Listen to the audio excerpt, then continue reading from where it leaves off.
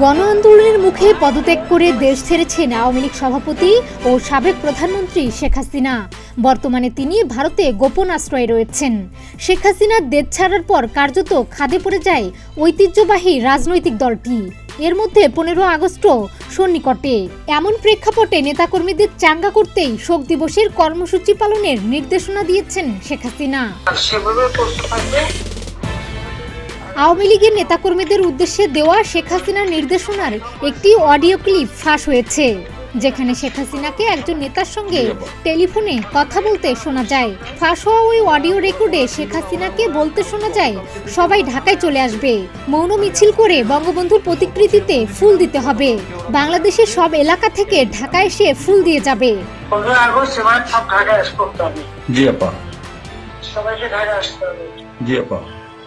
বেশি হইলেই পারে না, ঢাকায় এসে ঠিক আছে। জি আপা, জি জি আপা। প্রতিষ্ঠাবারে ওরে মালা দেব আর তোমার এই কথা।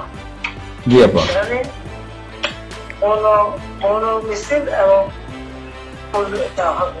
জি আপা। যেখান থেকে বড় সংযোগ যত লোক আছে। জি আপা, জি। আইতে বলে দেবেন তোমরা চেঞ্জে পৌঁছাচ্ছি। জি জি আপা। যার যার মতো সবাই পৌঁছাচ্ছে। জি আপা। তাহলে যোগাযোগ ব্যবস্থা খুব ভালো। জি আপা, আমি সবাইকে বলতেছি আপা।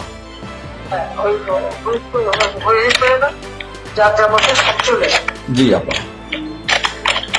ক্ষমতার পট পরিবর্তনে সারা দেশে আওয়ামী লীগের নেতাকর্মীদের উপর নির্যাতন, ঘরবাড়ি পুড়িয়ে দেওয়া সহ সহিংসতার শিকার হওয়াদের আইনি পদক্ষেপ নিতে দলীয় প্রধান নির্দেশ দিয়েছেন বলে জানা গেছে। ওই অডিও রেকর্ডে শেখ হাসিনাকে আরো বলতে শোনা যায়, যাদের বাড়িঘর পুড়িয়ে দিয়েছে তাদের থানায় জিডি করতে হবে। আর সেভাবে প্রস্তুত থাকবে, সবাই যদি আঘাত আসে যেন বাড়িঘর পড়েছে, তোমার বাড়ি পড়েছে, একটা চিঠি থানা পুলিশ সব নাই। ওরা ছিল না, ওরা গতকালকে থেকে ওরা থানায় আসছে। আমি আজকে ওই ওসিরে ফোন দিছিলাম, গতকালকে ওরা থানায় আসছে।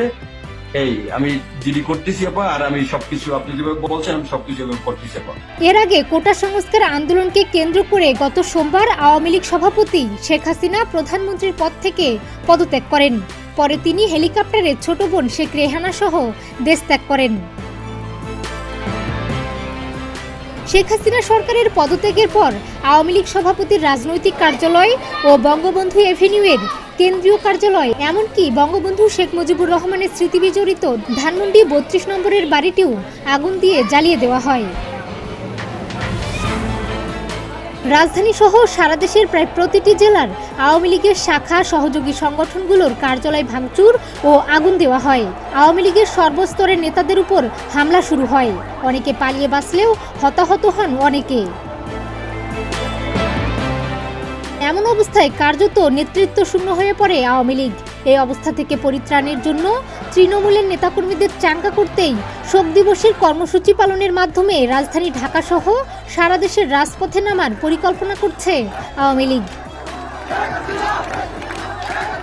খোঁজ নিয়ে জানা যায়, পরিবর্তিত পরিস্থিতিতে শোক দিবসের পূর্ব পরিকল্পিত কর্মসূচি অনুযায়ী কার্যক্রম পালন করা অসম্ভব হওয়ায় শেখ মুজিবুর রহমানের প্রতিকৃতিতে শ্রদ্ধার মাধ্যমে নেতাকর্মীদের ঢল নামাতে চেষ্টা করবে দলটি।